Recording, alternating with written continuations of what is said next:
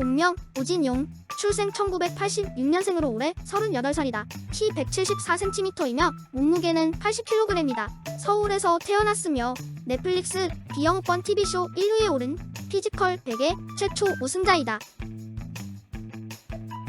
피지컬 100 결승전에서 심각한 편집 논란이 있다. 피지컬 100에 참가한 모든 사람들을 물리치고 단 2명만이 결승전에 우진용과 정혜민이 올랐는데 무한 로프 당기기라는 게임을 진행했다. 정혜민이 로프를 당겨도 꿈쩍도 하지 않는 장면을 두고 시청자들이 조작 의혹을 해서 기자원 김 기자가 제작 관계자와 인터뷰를 했는데 결승전 때 석연치 않은 사건으로 정혜민이 상심이 매우 컸다고 한다.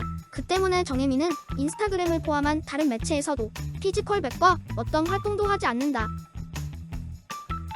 결승전 경기는 방송과는 달리 3번이나 이뤄졌는데 첫 번째 경기에서 우진용이 본인 줄에 문제가 있어서 제작진과 언성이 높아진 적이 있고 윤활유를 양쪽 모두에 발라서 경기를 재개했다고 한다. 그런데 더 큰 문제는 두 번째 경기에서 일어났다. 경기가 정혜민의 승리로 끝났는데 제작진의 실수로 오디오에 문제가 생겨서 녹화가 되지 않았다고 재경기를 요청한 것이다. 그러나 이미 정혜민은 전력을 다해서 전완근에 힘이 없어서 세 번째 경기를 제대로 진행할 수 없었다고 한다. 결국 경기는 우진용의 승리로 끝났고 우승자 세레머니도 없는 허무한 결말로 끝이 났다. 우진용은 크로스핏 회원에게 환불해주다가 3억 원이 입금된 걸 확인했다. 크로스핏 회원이 운동을 하다 다쳐서 크로스핏에 나올 수 없게 되자 회원비를 환불하던 중에 통장에 3억 원이 입금이 된 걸 확인했다. 당시에 환불해주면서도 매우 기분이 좋았다고 한다. 그동안 우진용은 10년 동안 선수 생활하면서 개인 스폰서도 없었고 막노동을 하면서 선수 생활비를 마련했는데 부족한 부분은 아버지에게 도움을 받았다고 한다. 상금이 입금되자마자 아버지에게 1억 원을 바로 드렸는데 아버지께서 바로 눈물을 흘리셨다. 남은 상금으로는 집을 살 때 쓴다고 한다.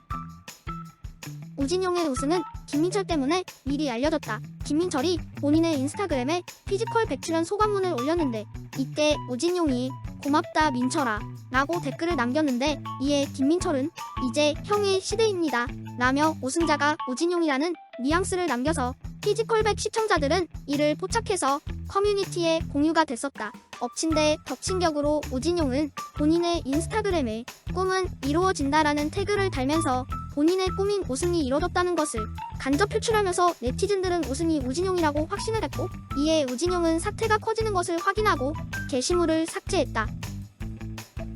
우진용은 어학 연수 가서 영어보다 스노보드를 제대로 배웠다. 해병대를 전역하고 어학 연수를 위해 캐나다로 떠났고 그 기간 동안 스노보드를 집중적으로 탔다. 캐나다에 있는 5개월 동안 비가 오나 눈이 오나 10시간씩 탔다. 비가 오면 빙질이 미끄러워서 사람들은 스노보드를 안 타는데 이때도 밤낮 없이 귀신 들린 사람 마냥 보드를 탔다고 한다. 우진용은 한국 최초 스노보드 크로스 국가대표다. 세계 톱 클래스 선수들은 대부분 어린 시절부터 전문적인 스노보드 교육을 받는다. 하지만 그는 성인이 돼서야 본격적인 스노보더의 길을 걷기 시작했다. 2010년 밴쿠버 올림픽을 보다가 스노보드 국가대표가 되고 싶다는 생각을 했다. 당시만 해도 한국은 스노보드 크로스 대표가 없었다. 직접 대한스키협회에 전화해 국제대회에 나가고 싶다는 뜻을 전했다. 협회는 흔쾌히 선수 등록을 해줬고 우진용은 한국 스노보드 크로스 국가대표 1호가 됐다. 우진용은 평창 올림픽에 출전하지 못했다. 국제대회에 나가기 위해 직접 의류 매장에서 판매직도 하고 건설 현장에서 막노동을 하며 시합 비용을 마련했었다. 평창 올림픽에 출전하기 위해 국제대회에 참가하며 실력을 쌓고 있었는데 평창 올림픽 1년 앞두고 가능성 있는 종목만 지원을 집중해서 하자는 협회의 말에 스노보드 크로스 국가대표에 박탈당한다.